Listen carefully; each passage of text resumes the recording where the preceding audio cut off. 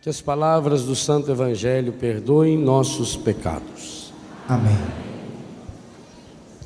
Como é que você acha que é o nome dessa pessoa que foi correndo atrás de Jesus, que se ajoelhou diante dele e que fez essa pergunta, que é a pergunta mais fundamental da vida humana: o que fazer para ser verdadeiramente feliz?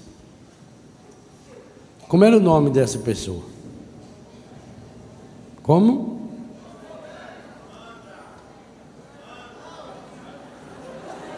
Olha, pensa no que você falou. Como era o nome dessa pessoa? Se você não sabe, olha no seu crachá. Viu?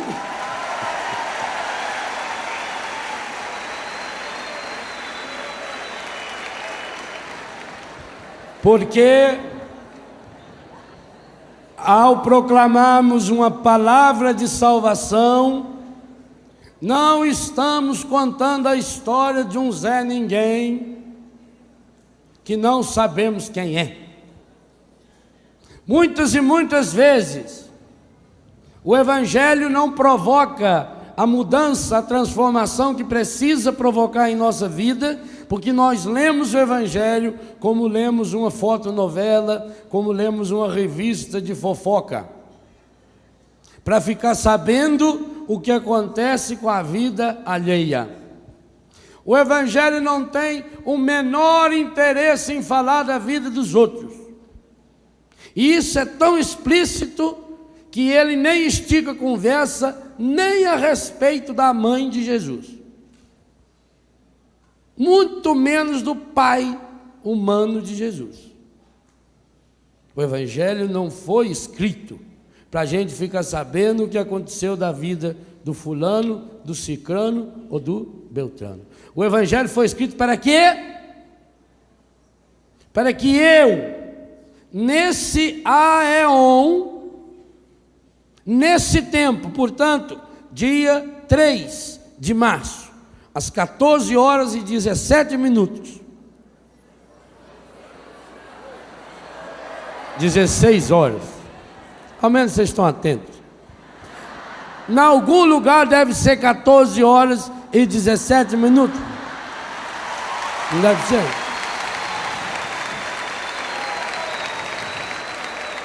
Por exemplo, se o relógio estiver parado, o que é um grande consolo para nós.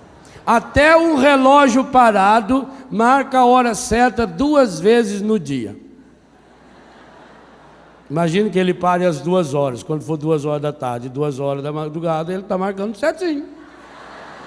Estatisticamente falando, isso é fantástico, porque dá 730 acertos num ano, 7.300 acertos em 10 anos. Talvez a gente não tenha acertado tanto.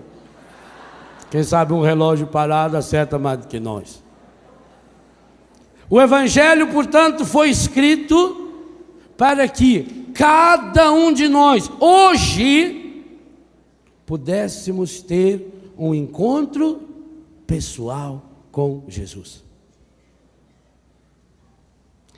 E quem está participando desse dia, pela televisão, pela internet, pelo rádio e aqui no Rincão, deve ter percebido que essa foi a tônica desde o primeiro momento desse dia de hoje. O Senhor deseja que esse dia entre definitivamente no calendário do seu coração. E isso será possível se você fizer o trajeto desse menino do Evangelho, mas com a conclusão da primeira leitura e do Salmo. Porque muitos e muitos de nós não conseguimos encontrar a felicidade. Quando ele fala vida eterna, vida em plenitude, vida plena, num português moderno, nós podemos traduzir sem nenhum medo de errar. Mestre, o que fazer para ser verdadeiramente feliz? Infelizmente, muitos de nós fazemos igualzinho esse moço. Procuramos cumprir os mandamentos desde a nossa mocidade. Procuramos cumprir a vontade de Deus naquilo que nós conhecemos desde criancinha na catequese. Mas quando chega a hora de dar esse passo decisivo que Jesus cobrou dele e que hoje cobra do Léo e de você, essa é a hora em que entristece o coração do Senhor. Porque Jesus diz para ele, logo que ele disse: mestre, tudo isso eu tenho observado desde a minha mocidade.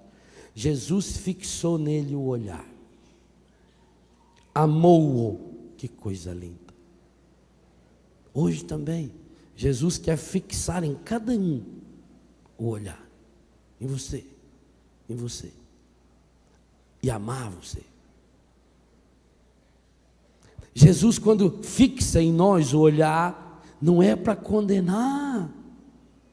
Jesus não virou para ele e disse: oh meu filho, deixa de ser mentiroso, você não está vivendo isso coisíssima nenhuma.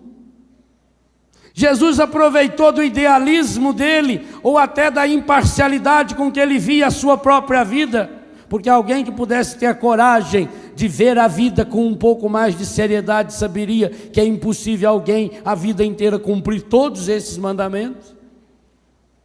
Mas não, Jesus olha para ele, fixou nele o olhar, o amou. Assim Jesus olha para mim e para você hoje também. Ele não nos condena. Na minha experiência com Jesus, aquilo que mais me impressionou e continua impressionando até o dia de hoje, Jesus nunca fez nenhuma pergunta sobre o passado de nenhuma pessoa, nunca. Nem ao pior dos piores dos pecadores, nem quando lhe trouxeram uma prostituída pega em flagrante adultério, nem quando ele foi jantar na casa de Zaqueu, aquele chefe do cobrador de imposto que vivia a vida inteira no pecado, nem para Maria de Betânia, uma mulher que trabalhava como prostituta de leprosos. Não tem profissão pior. E por que é que Jesus não fez nenhuma pergunta sobre o passado dessa pessoa? Porque em Jesus há esse encontro que é presente. Ele olhou para ele,